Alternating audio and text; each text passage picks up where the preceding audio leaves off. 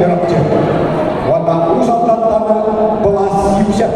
İlkidince bir sınırları takatça bile içiriyor sınırları. Sıkıntı bu saat Allah'ın bastırı önünde bu kadar ayağa alıp gerekirdi. Kapıya bir ihgali ilişkili tutup geligen belas yüksek ilk kişiler.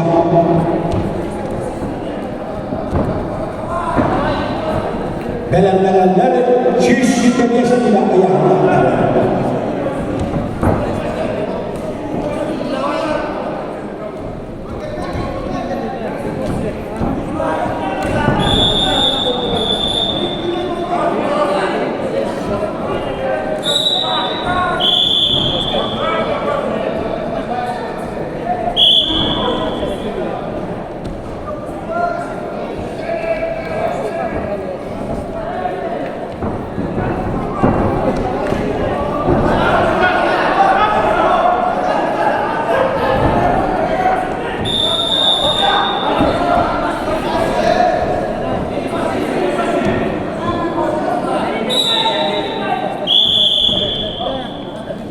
Akabir Al-Fitri kita istimewa sekali betul harus kita kenapa dia harus kita master Akabir Al-Fitri kita betul harus kita kenapa dia harus kita master Dimitri Ligan kira-kira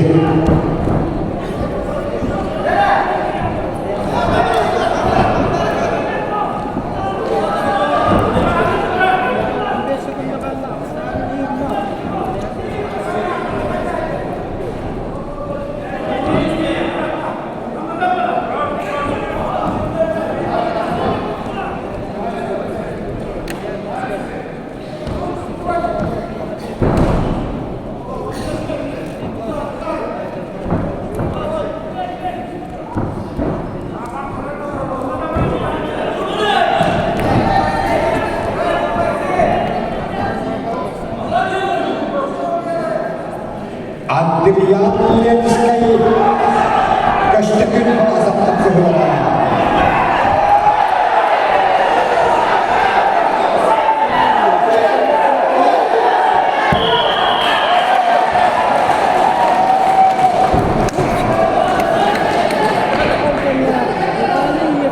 Aras ve iletişte